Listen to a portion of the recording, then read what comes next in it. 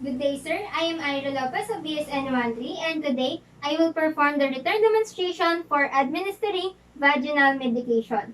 The purpose is to treat inflammation and to treat discomfort such as pain or itching.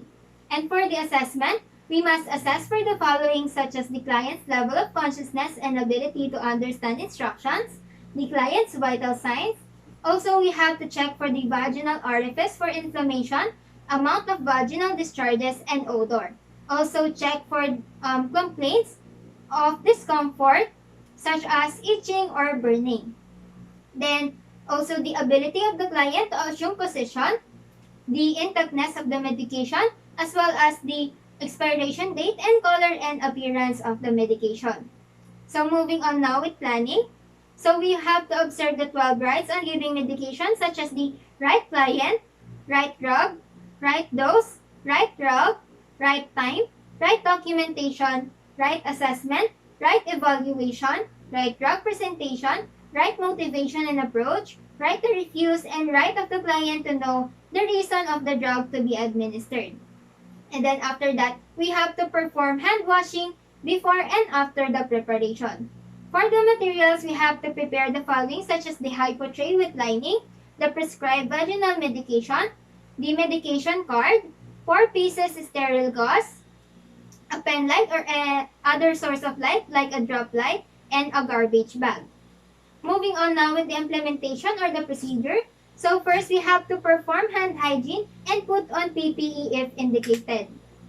Then we have to identify our client, introduce ourselves, and explain to the client or relative the procedure as well as the action of the medication. Because doing this process will ensure that we are giving the right medication to the right client. So, hello po ma'am, ano po pangalan niyo at birthday? Diana Lopez, September 24. Okay po ma'am, thank you. Ako po si Aira. Ngayon po ma'am, ibibigay ko po yung order na gamot ni Doc para po sa private part niyo po. Okay po ma'am? Thank you po. And then after that, place the hypo tray onto the bedside table and provide client safety, privacy, and comfort. So we have important reminders upon providing those, such as proper positioning based on the procedure, putting down the side rail on the side that we will work on, spreading the curtain or closing the door during and after the procedure, and also by placing the call light within the client's reach. So after putting down the side rail on the side that we will work on, we have to let our client to void to lessen the discomfort during the procedure. And then after that, assist the patient into a dorsal recumbent position or a supine position with the legs flexed, and then drape the client, exposing only the perineal area. Mamayos lang po natin yung position ninyo. Taas po ang binti.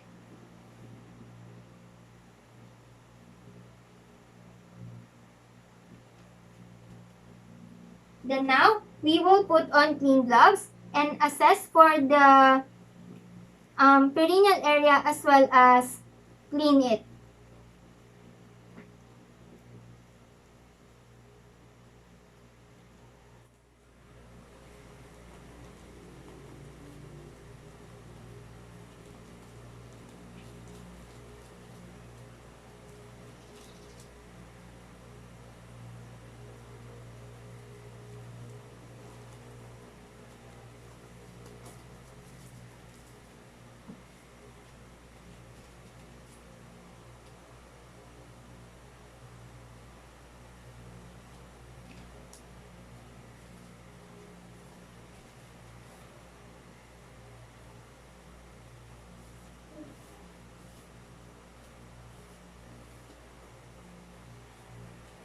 So after assessing and cleaning, remove gloves, perform hand hygiene, and put on another clean gloves.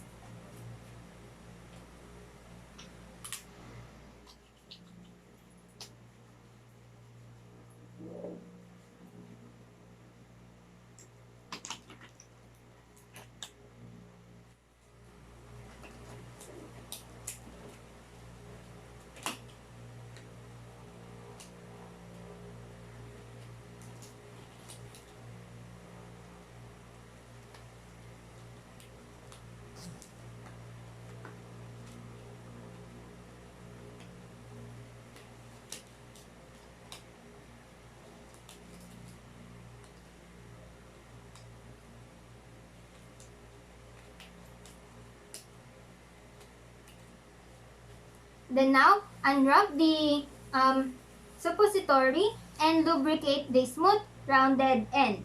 Because the rounded end is usually inserted first and the lubricant reduces the irritation of the mucosa.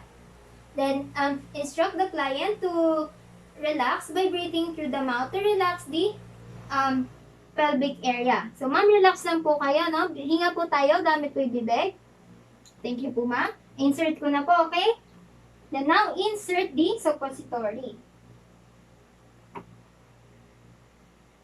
Then, instruct the client to remain in a lying position for about 5 to 10 minutes.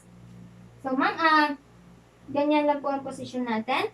So, we can use a pillow to elevate the hip and to allow the medication to flow to the posterior fornix of the, after the insertion. And then, now we will assist our client into a comfortable position with raised side ribs. Ma'am, ayos na po natin ang pwesto ninyo. And then dispose all used materials properly and rearrange the reusable ones. Then remove gloves or PPE if used and perform hand hygiene. After that, we can now assess the effectiveness of the medication given. Then document the administration of medication into the client's chart immediately, including the client's reaction to medication after administration. And lastly, evaluate for the client's response to medication within appropriate time frame.